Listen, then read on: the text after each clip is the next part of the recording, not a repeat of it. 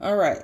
So, clean chitlin I've gone through and pull that lining off versus the chitlin out of the bag. Okay. So, what you want to do, you want to open your chitlin up as best as you can, and you're going to pinch until you can get that lining lifted.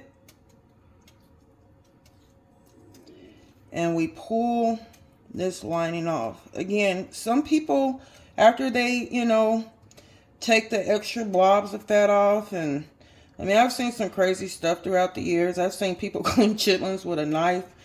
Don't trust it. So you actually are going to have to get your fingers dirty.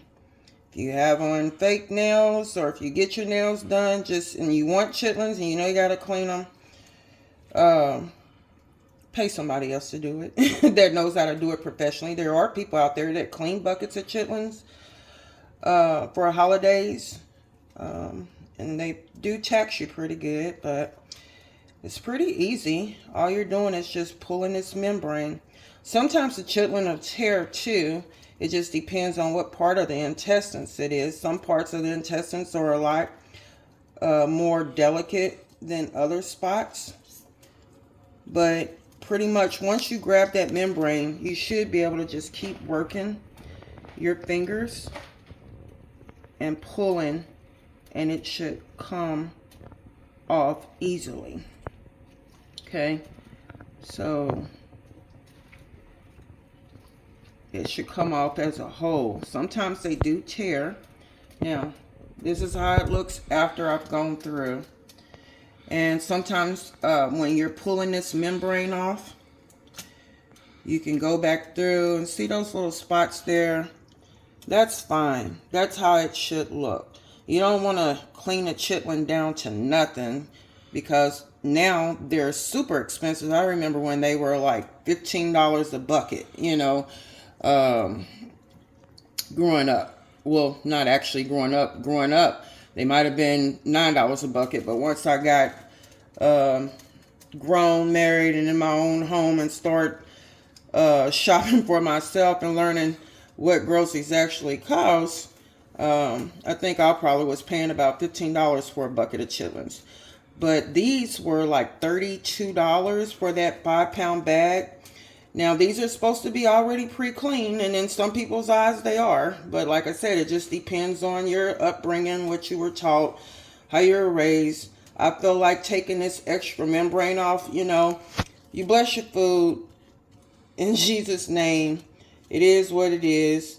But some people, they don't care about all this extra little stuff that I'm doing right here. They're going to eat that chitlin when it's looking like this. You know what I mean? And I do not. See that fat? I mean, it's all fat, but I mean, you see that layer. So, I eat pork, y'all. I love me some good pork. And I love some chitlins, but chitlins is a delicacy as far as I'm concerned. It's not something that I buy or eat on a regular basis. Thanksgiving is around the time of year that I start itching for chitlins. That's when I feel like, okay, even if I don't get it for Christmas, as long as I get it for Thanksgiving, that satisfies my craving for a year. Sometimes we do them for New Year's too. Chitlins and coleslaw and the black-eyed peas.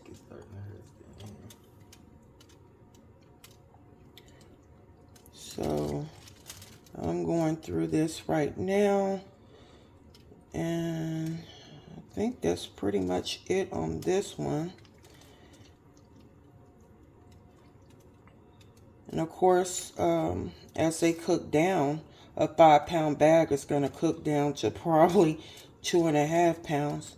A 10-pound bucket, Depending on where they come from, it's going to cook down to a 5 or 4 pound.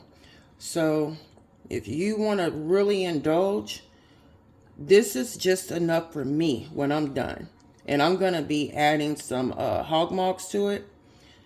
I'll try to get that recorded as well. But I just wanted to show you guys, you know, what a clean chitlin looks like and how to clean them, even if it says pre-clean.